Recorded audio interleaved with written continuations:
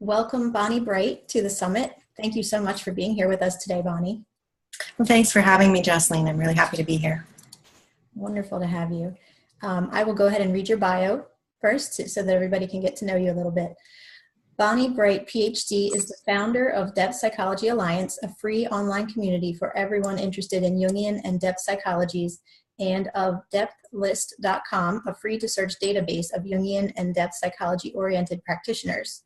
She is also the creator and executive director of Depth Insights, a semi-annual scholarly journal, and regularly produces audio and video interviews on depth psychology topics. She holds MA degrees in psychology from Sonoma State University and in depth psychology from Pacifica Graduate Institute in Santa Barbara, California, where she also earned her PhD. Bonnie has completed 2-year certifications in archetypal pattern analysis via the Assisi Institute, in technologies of the sacred with West African elder Malidoma Somé, and has been extensively involved in holotropic breath work and the Enneagram. Wonderful. And also I want to introduce just quickly Depth Psychology Alliance. Everybody can access that either through the Summit website or by going to www.depthpsychologyalliance.com. No spaces or hyphens, it's all one word. And so this is a hub for all things depth psychology with over 4,500 members. Depth Psychology Alliance is a free online community for everyone interested in depth and Jungian psychologies. Come dialogue, explore, experience, and pollinate with like-minded others from all over the world. Thanks, Jocelyn. Maybe after this we'll have 45,000 members who are all in depth and Jungian psychologies. And so today we will be talking about such an interesting topic, culture collapse disorder. And so the quick description of this from Bonnie is, over time, humans belonging to Western cultures have undergone a profound restructuring of the psyche, resulting in a traumatic sense of separation. Culture collapse disorder relates to a disturbing phenomenon in the natural world, colony collapse disorder, where beehives collapse because the bees become separated from the hive and can no longer navigate home. Culture collapse disorder is a term I use to describe how the wounded relationship between culture and nature has affected our modern mindset, contributing to disorientation, despair, and the collective loss of connection to an archetypal sense of home. And so, Bonnie, to get started, you have spent much of your time as a researcher, writer, and scholar over the past few years dedicated to understanding the psyche-nature connection. How did you come to have a sense of calling about the way humans relate to the earth? Well, I realize that not everybody feels such a profound sense of calling, even though we're probably all of us becoming quite concerned about some of the things that are going on the planet right now, and just the way that humans are interacting with nature and or not interacting with nature, as the case may be. In my case, it was about 10 years ago. I was attending a workshop in which we were doing a lot of really deep kind of somatic work and breath work and various kinds of things that would really help one to get in touch with oneself, one's body, the earth, all that kind of thing. And I remember the instructor standing at the front of the class and saying, he was holding a Time magazine and maybe a New York Times, a couple of publications that said, they had covers that were talking about some devastating crises that were going on the planet and extinction and those kinds of things that we're all so familiar with in the media today. And he said, there's going to be a real need for some people who understand a few things. And I remember that's exactly how he phrased it, who understand a few things, whatever that might be, right, about what's going on, and who can really help people to navigate through the coming crisis and through these difficult times that are really going to be more and more intensively upon us over the course of the next few years and decades. And it was almost, it was like one of those kind of classical moments, like, the lightning bolt out of the blue. I literally almost fell off my chair. And I had no background in psychology to speak of at that time. And I had no idea what that might mean to me, but I felt this tremendous sense of calling. It was kind of one of those who me moments where, I didn't know what that meant. But fast forward 10 years later, somehow one thing led to another in this very synchronistic kind of way. And I've managed to do a lot of graduate work get a lot of education in depth psychology, which is such a profound system for understanding the unconscious and those forces that drive us unconsciously. So, you know, I think that there is something in each of us that is, it's that seed of our calling. And that manifests at different times for each different person. But for me, definitely it was related to this idea of being a resource and being able to not only understand what's happening to us, but also to understand how we might deal with it individually and collectively. Oh, absolutely. Yeah, one of those lightning bolt moments. I like that analogy. So can you tell us a little more about culture collapse disorder and where did the idea come from? Well, you know, I think it's probably not it's not a leap to understand that this is based on the idea of colony collapse disorder, which most people have heard about by now. And of course, that's the mass vanishing of honeybees. This really came to collective attention around about late 2006 when some honeybee keepers were going to check their hives and remove the tops of the hives in these kind of traditional box hives that usually are commercially kept, and discovered that the hives were completely empty except the queen and just a handful of her attendants. There was also lots of untouched honey, and the brood, the unhatched bees were still there, but the worker bees, all of the other bees were completely gone. And more interesting than that, and what really mystified scientists at the time, was typically when a bee dies, it will die somewhere within the vicinity of the hive. Often it's, you know, just worn out its wings, or it's gotten sick, or, you know, there's all kinds of parasites and various things that affect honeybee hives, and definitely they have been on the decline for a while. But in this case, the bees were nowhere to be found. Even the bodies of the bees were not just outside the hive where they normally would have been.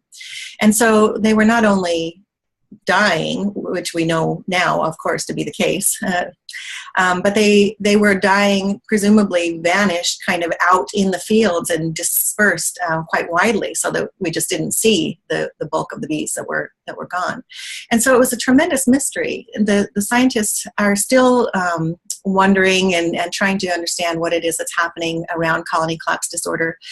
Within the first year, something like a quarter of beekeepers in the United States had reported losses of about 30% of their bees, which is really extreme when you start looking at it. It amounts to billions of bees. And at about the same time, all over the world, other reports began coming in of bees discovering that their hives were virtually completely abandoned. Mm. And so, you know, this is something that just grabbed my attention and really stuck to me, and I couldn't leave it alone. And so I began researching it and looking into it and learning, and of course discovered a lot of symbolism and connection between bees and humans. Bees show up in mythology in various ways and are linked to the goddess, of course, and the creative power. They pollinate literally about 1 in every 3 bites of food that go into our mouths, and so they're profoundly important to us in our own survival. But the key thing about colony collapse disorder is that the bees are apparently just not coming back home to the hive. And as fewer and fewer bees return to the hive with those critical stores of pollen and nectar, then the additional bees need to be sent out to go get those kinds of stores, and eventually none of the bees come back, and the hive itself collapses. And the parallel that I made at the time was that humans in many ways are very much like this, in the sense that we are connected to something that is bigger than ourselves. You know, a hive is much larger than just the sum of thousands of honeybees that live within it. The hive is literally the survival of the bees. It is the community. And by us humans not recognizing or not being willing or able to come back to that something that is larger than ourselves, that sustains us, it actually becomes a problem, because as the hive begins to fail, or the community begins to fail, then it's this spiraling, this downward spiral where one thing leads to another, and both collapse. The hive collapses and the individuals collapse, and because the individuals collapse, the hive collapses. And so this is something that I think in our culture there's room for a tremendous awareness to understand that there is a real need for us to go back to that something larger. Again, whatever you want to call it. I often find that using the word sacred is a good word to use, but some people call it God. Carl Jung called it the self with a capital S. It's that larger sort of blueprint of understanding that is bigger than just our ego selves. And it's something that feeds us and nurtures us and allows us to be aware and conscious of our interconnectivity with all things in the web of life. And as long as we are not focusing on that, are not coming back home to that on a daily basis, we become very lost and separate. And of course, our culture has developed all kinds of ways for us to deal with that sort of sense of separation and isolation that we feel on an individual level. But that was really the core connection that I made between colony collapse disorder and then what I am now calling culture collapse disorder. It's this real risk that, that life as we know it could change dramatically and is changing dramatically. I don't even venture to say that's a good or a bad thing, and some things definitely need to change, of course. But we definitely need to have a more soulful approach to what it is that we're doing here on this planet, both individually and culturally. Mm-hmm. Absolutely. So how are we as humans contributing, whether it's consciously or unconsciously, to this paradigm of culture collapse disorder that we're seeing? Well, it's kind of one of those situations where we're all implicated. None of us is able to step outside of what's happening in the culture and really say that we're not contributing to it.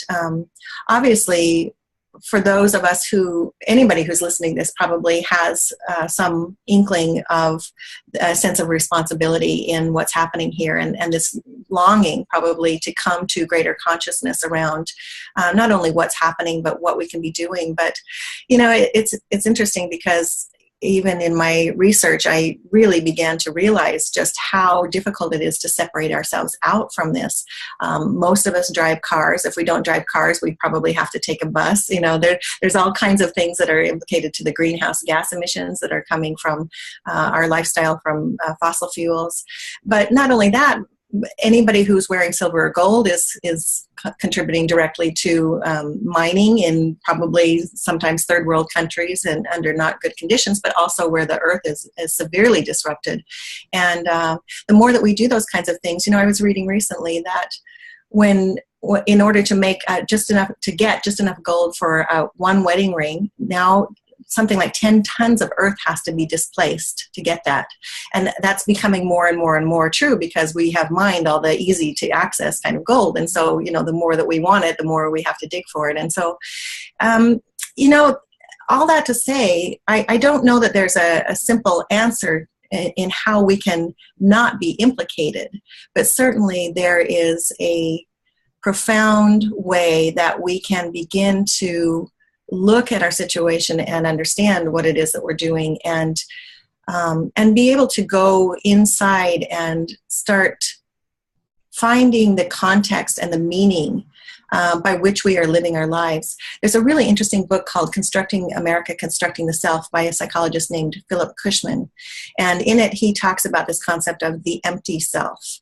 And this is a really wonderfully descriptive idea of something that I think all of us have felt on one level or another, but which is quite prevalent in our culture. And that is this sense of meaninglessness. The sense that there's something inside us that wants to be filled or filled up, and we don't quite know how to go about doing that. And so we are constantly searching for ways to fill up that sort of emptiness inside of ourselves. And of course, the ways that we've developed to do that are have led to things like addiction, whether it's addiction to drugs or addiction to media. There's all kinds of ways to sort of try to stuff that emptiness that's inside of us. Consumerism is a huge one. If things get rough, go shopping, right? And I'm not saying I haven't been guilty of that, but it's just it's creating an awareness of around what it is that we're doing, instead of being willing to be with the sense of loss that has occurred to us collectively over time. Our ancestors, they lived in more of a communion with nature. And again, it's not to say that they were not warlike, not violent, didn't do things that were destructive to the earth, because of course they did. Humans are not above that in any sense. But there was more of a sense of communion. You know, when hunters went out to kill an animal, they talked to the animal. They didn't just shoot it. They didn't just kill it. And people left things left sacred objects or things at the base of trees, because the trees were enlivened. They had spirits. They were alive. Everything in the world was animate, and therefore there was this sort of infinite web of life in which, you know, each thing was related to each other thing, and that was a constantly dynamic relationship. And we've lost that to such a great extent in our culture. And so part of the problem is that we don't realize what it is that we've lost. And so as we go through our lives being busy, that's certainly an addiction, and using all of these sort of tools to mitigate the difficulty in the circumstances, we really have to find ways in our lives to reanimate the world around us, to stop objectifying things and begin to treat things around us as Thomas Berry, who considered himself a geologian, which is kind of a combination of geologian and theologian. He's an amazing writer. So if anybody hears this and have not read his work, I highly recommend it. Amazing man who died a few years ago. But he talks about it as a communion of subjects, which is this idea that everything is alive and acting and deserves respect and can be dialogued with and can be engaged with on some level.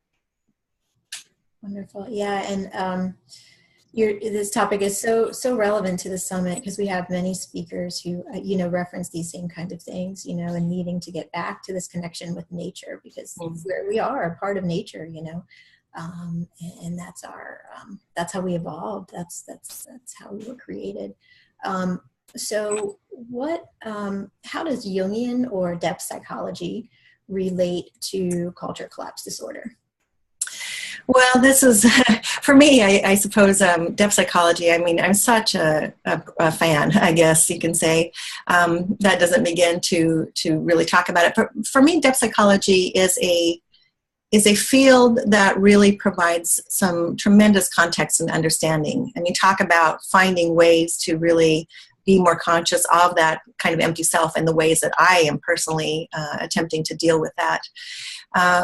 And I will mention too, another thing that is really profoundly difficult for many of us in our culture is that we do have an unconscious understanding or feel that something is very wrong with the way that things have evolved in our culture and the way that we do things on a daily basis, and yet we can't quite put our finger on it.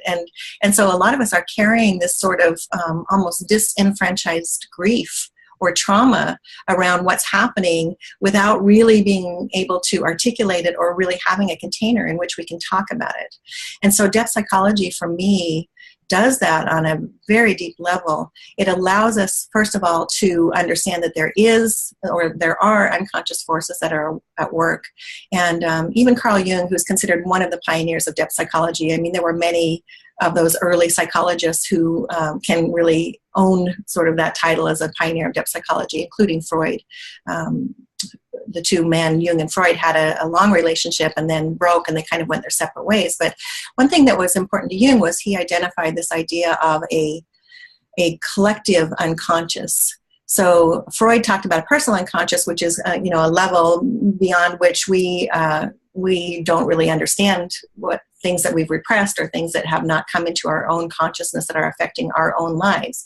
And of course, Jung's idea of a collective unconscious is that there's a whole other layer in which there are these forces at work, patterns that he called archetypes, which are driving us in many different ways, and they show up in our lives in various forms and as various images, but we don't always know that they're working on us. And so just coming to some awareness that there is some archetype that's alive and working on us in our life can be very valuable. For example, if you feel like you're a victim all the time, it's possible that there's the victim archetype, which is at work in your life. And so beginning to understand that, you can then start taking steps to actually change the way that you feel about being a victim all the time. So that's just one example, but Jung talked about the idea of being possessed by these archetypes. And of course, that's kind of a strong word, and maybe not one that everybody can relate to, but the idea of being possessed is really the idea that we are just driven by these forces that we don't understand and or sometimes don't even know that they exist. And so, an individual can't be defined wholly by their own consciousness because there's so much unconscious content that we can never know, or that we should know and maybe at least can begin to dig into. And so deaf psychology for me, it provides not only that awareness of the unconscious and those unconscious forces that are driving us, it also provides that container in which we can start looking at those. And it also provides tools, for example, symbols that come from our dreams or that are based in mythology and these stories that have been around from the beginning of time that our ancestors were so profoundly using to create that context and understanding of the order of the world and where they fit in that cosmos of their own world. These things are all available to us if we'll just slow down and take the time to be reflective and begin to look at exactly what it is that's happening here. It can really provide us a glimpse into that ground of reality that's very different than our egoic sort of controlled daily activities that so many of us identify with. And how does the concept of soul loss tie in with yes. Well, soul loss is, for me, this is almost it's a beautiful term.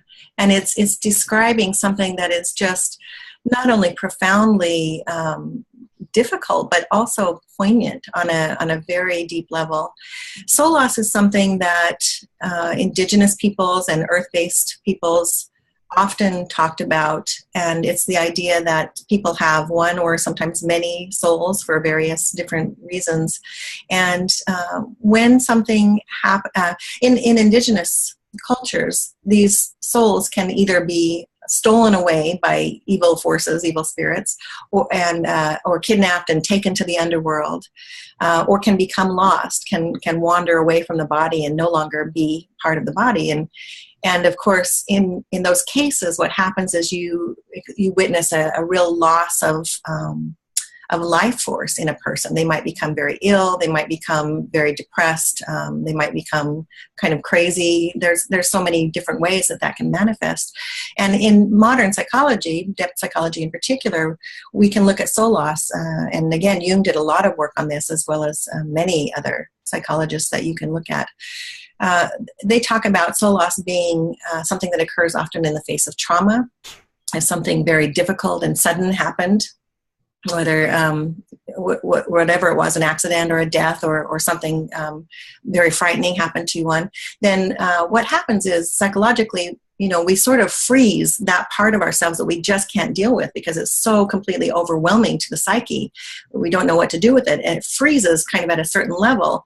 And then the rest of the psyche continues and goes on and grows, but we have that little piece of us that is sort of stilted or lost to itself. And so soul loss is just really this deep, difficult, and I think often initiatory process in which we are really lost to ourselves, and something needs to happen in order to have that soul restored to us. So Jung even did talk about 50 or 60 years ago, he talked about the idea that our culture is literally also suffering from soul loss. And of course, so many things have happened in that 50 or 60 years. I remember seeing somewhere that he had written that, some of the school teachers in Zurich, Switzerland, where he lived, were talking about how the kids just weren't able to learn and focus on their studies. And he said, yes, well, there's just so many different things that are drawing our attention away from ourselves. It's all this modern radio and TV. And of course, we look now at just the proliferation of media and the internet and video games and all the different ways that we can, again, be so distracted from ourselves that you see how we just become fragmented. And I kind of envision the soul being spread out over the earth, and how do we begin to gather up those pieces of that and bring it back together again and restore the soul to ourselves or to our culture. And just one other quick story on that I think really represents this very well, or illustrates it very well, is Jung tells the story of when he was in Africa, and he was traveling by car, which was still very unknown in those parts at the time. And there was a tribesman who was in the car with them, with Jung and some other people as they were driving. And after a short ways, the tribesman said, "Stop the car, stop the car." And so they stopped the car, and the tribesman immediately jumped out and laid down on the ground. And everybody said, "What are you doing?" And he said, "I had to stop because we were going so fast that my soul could not keep up. I have to stay here until my soul can catch up to me." Wow. And so when you look at the rapidity and the speed with which we're living, the acceleration of things, everything seems to be going faster and faster. People are not able to stay in one place as much as they used to be. They're certainly not as rooted or as grounded in the earth and the things of nature and that web of life as they used to be. And so, this again, I think just this capacity for us to begin to understand that as a metaphor is really meaningful to all of us, and that there's something there that we can begin to do about it is very meaningful in altogether. Definitely.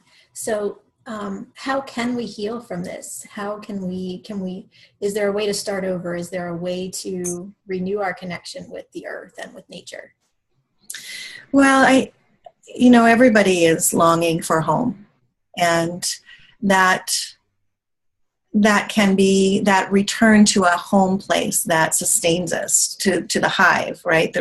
I always imagine that these individual bees that are lost from the hive have this tremendous sense of overwhelming grief that they cannot rejoin their sisters in the hive, because this is their life force. The hive is the place through which they are nourished and which they live. If bees actually get caught outside the hive at nighttime, mostly they do not survive, because it gets too cold and their wings stop working, and then they're vulnerable to all kinds of predators and all kinds of things that can befall them that will not be beneficial to them, obviously. And so for each of us, I think that longing, there's a way that we can tap into that inner longing.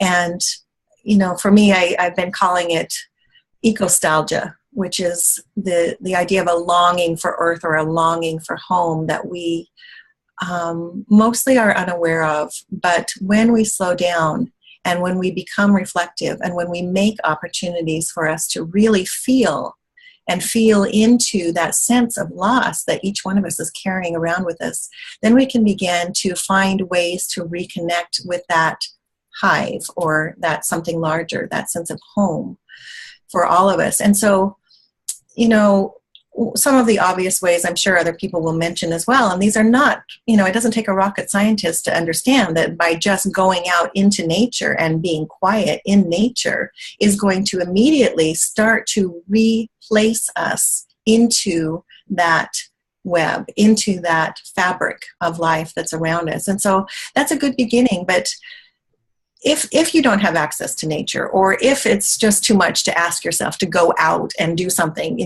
everybody's busy, and I understand that. But there are sometimes ways that we can just slow down and take a few moments for ourselves and just touch into something that is right here all the time with us. And we feel that it's in ourselves. Of course, it's everywhere if you really start looking at it and thinking about it. Reading myths and reading fairy tales is actually a very interesting way to begin to understand how these things metaphorically place us in a certain way. And so if we can read a story, for example, and understand that what's happening to that character is also a metaphor for what's happening to us, then we can begin to understand that there are solutions, that there are ways, that there are things that are available to us that we didn't quite realize were available to us in so many different ways. And the story of Psyche comes to mind, who was given these very difficult tasks to complete in the course of one night by her mother-in-law, Aphrodite, after Psyche was found with her son, with Aphrodite's son, Eros. And of course, Psyche had no idea how she was going to complete these tasks. And there were, one of the tasks was to sort grains of rice from grains of sand. And it's absolutely impossible, right? Sometimes I wake up and my days feel a little bit like that. It's like I have no idea how to accomplish this kind of task. And when Psyche was sort of most despairing, the ants actually came to her rescue, and the ants showed up and they were able to help her carry out this task and complete the task. And so nature, I think, comes to our rescue, and it's really probably not the right way to put it, because we can't just, cross our fingers and hope that nature is going to come to our rescue in this. But I do believe, and this is a very depth psychological tenet, that nature, of course, is equally intelligent to us, if not more so, and is every bit as invested in helping us to find ways to sort of pull ourselves back from the brink of extinction that we have come so close to. There's a really amazing book that I recommend to every single person I talk to called Living in the Borderland. And it's by a Jungian analyst named Jerome Bernstein. It's a very, very profound book. I've read it cover to cover at least twice. And that's saying a lot given the number of books that we have around us all the time. But in it, he talks a lot about this idea of interconnection and the idea that some of us are really able to sort of tap into this message that is coming from nature, from this cry from nature to, that's really reaching out to help us come to some awareness and to come into partnership in order to be able to make this happen and to manifest it. So again, paying attention to the stories, finding that time for reflection in the speed of all the things that are going on, paying attention to our dreams. Because even if you don't know how to work with your dreams, if every one of us has had that experience of having a dream that just lingers with us, or when we wake up in the morning, maybe we find that our cheeks are wet with tears, or there's a symbol or something that happened in the dream that we just can't stop thinking about. And there are plenty of Jungian analysts and depth psychologists who work with dreams and help people to understand that. And I'll tell you something, one of the most recent initiatives that I've been involved in, which I think is very profound and it's just starting to grow, is called the Global Dream Initiative. And it's the idea that dreams are the voice of the earth, and that through our dreams we can be in communication with earth and come into more of that partnership. And so this is a really profound way of being able to begin to initiate that change so that we can all come home to the hive. Wow.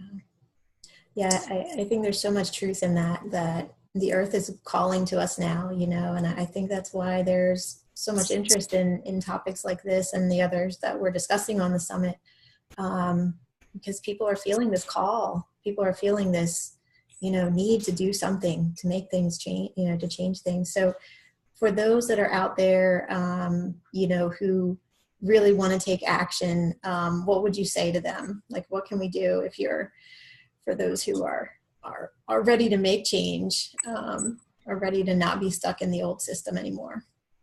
Well, I think that community is a huge piece of that. So obviously there's a certain amount of work that one can do for themselves, and that's good. And everybody needs to be doing their own individual work. That's where it begins. It really does. It's that waking up.